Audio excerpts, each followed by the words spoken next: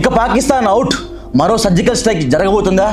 అనంతనాగ్ జిల్లాలోని పహల్గామ్లో ఉగ్రమూకలు జరిపిన ఘాతుకానికి దేశం ఒక్కసారిగా ఉలిక్కిపడింది. పహల్గామ్లోని బైసరన్ లోయలో ఉగ్రవాదులు జరిపిన మారణ హోమానికి అభంశుభం తెలియని 28 మంది పర్యాటకులు మృతి చెందగా పదుల సంఖ్యలో గాయపడ్డారు. ఈ ఘటనలో మోడీ పేరు ప్రస్తావిస్తూ ఉగ్రవాదులు చేసిన మారణ కాండ నేరుగా పిఎం ఇగోను టచ్ చేయడమేనని పలువురు అభిప్రాయపడుతున్నారు. నా భర్తను చంపేశారు, నన్ను కూడా చంపేయండి అని ఆ మహిళ ఆ టెర్రరిస్టు ఆ ఉగ్రవాదుల్ని అడిగి ప్రాధేయపడింది. నా భర్తను చంపేశారు అని ఆ టెర్రరిస్టులు కాలు పట్టుకోబోయింది. నన్ను కూడా చంపేయనని ఆమె బాధపడింది. లేదు, నేను నిన్ను చంపేయను, ఈ చంపేసిన ఘటన ఈ వార్తను వెళ్ళి పిఎం మోడీకి వెళ్ళి చెప్పు అని ఆ మహిళకు ఆ ఉగ్రవాదులు చెప్పిన ఈ మాటలు ఇవి.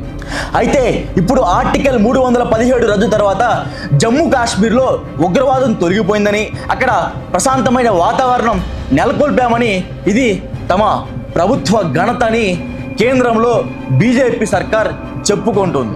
ఇటువంటి తరుణంలో ఈ దాడి జరగడం రాజకీయంగానూ ప్రకంపనలు సృష్టిస్తుంది.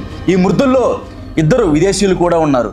ఇక ఈ ఘటనపై అంతర్జాతీయ స్థాయిలో తీవ్ర ఆందోళనలు వ్యక్తమవుతున్నాయి. రాష్ట్రపతి ద్రౌపది ముర్ము, ప్రధాని మోదీ ఈ ఘటనకు పిరికి పంద చర్యగా అభివర్ణించారు. అటు అమెరికా అధ్యక్షుడు, ఇటు డొనాల్డ్ ట్రంప్, రష్యా అధ్యక్షుడు పుతిన్ ఈ ఘటనకు అత్యంత హేయమైన చర్య అంటూ వ్యాఖ్యానించారు. అయితే ఉగ్రమూకలు జరిపిన ఈ దాడిపై ప్రధాని మోదీ ఏ నిర్ణయం తీసుకుంటారనేది ఇప్పుడు దేశవ్యాప్తంగా ఉత్కంఠ రేపుతుంది. అతి త్వరలోనే ప్రధాని మోదీ సంచలన నిర్ణయం తీసుకుంటారని భద్రతా బలగాలతో పాటు దేశ ప్రజలు ఆశాభావం వ్యక్తం చేస్తున్నారు. గతంలో కూడా 2016లో భారత సైనిక స్థావరంపై ఉగ్రమూకలు జరిపిన జాడి 19 మంది సైనికులు మృత్యువాత పడ్డారు. ఆ ఘటనకు ప్రతీకారంగా భారత ప్రధాని పాకిస్తాన్లోని ఉగ్రవాద స్థావరాలపై సర్జికల్ స్ట్రైక్ ప్రకటించారు. అదే ఉరి సర్జికల్ స్ట్రైక్. 2016లో పాక్ ఆక్రమిత కశ్మీర్లో భారత సైన్యం చేసిన ఒక సాహసమైన సైనిక చర్య ఇది. ఉగ్రవాద శిబిరాలను లక్ష్యంగా చేసుకుని ఏర్పాటు చేయబడింది. భారత సైనిక శిబిరాలపై ఉగ్రవాద దాడికి ప్రతీకారంగా ఈ దాడి జరిగింది. మళ్ళీ ఇదే తరహాలో సర్జికల్ స్ట్రైక్కు ప్రధాని మోదీ నిర్ణయం తీసుకుంటారనే అభిప్రాయాలు వ్యక్తమవుతున్నాయి. అదే కానీ జరిగితే పాకిస్తాన్ సరిహద్దుల్లోని ఉగ్రమూకలకు ఏరి పారేయొచ్చని కాశ్మీర్కు చెందిన మాజీ ఉన్నతాధికారులకు అభిప్రాయపడుతున్నారు. ఈ క్రమంలోనే పహల్గామ్ దాడి అనంతరం పాకిస్తాన్ ఆక్రమిత కాశ్మీర్ పైన కేంద్రం కీలక నిర్ణయం తీసుకున్నట్టుగా స్పష్టంగా మనకు కనపడుతుంది. పాకిస్తాన్ ఆక్రమిత కాశ్మీర్ పైనే కేంద్రం కీలక నిర్ణయం తీసుకున్నట్లుగా మనకు కనపడుతుంది. కాశ్మీర్ పీఓకే ప్రాంతంలో ఉగ్రవాదులను ఏరివేతే లక్ష్యంగా రంగం సిద్ధం చేసుకుంటున్నారు. అయితే కాశ్మీర్ పరిస్థితులను ప్రధానికి జాతీయ భద్రతా సలహాదారులు అజిత్ దోవల్ వివరించారు. మరోవైపు త్రివిధ దళాలతో రక్షణ శాఖ మంత్రి రాజ్నాథ్ సింగ్ సమావేశమయ్యారు.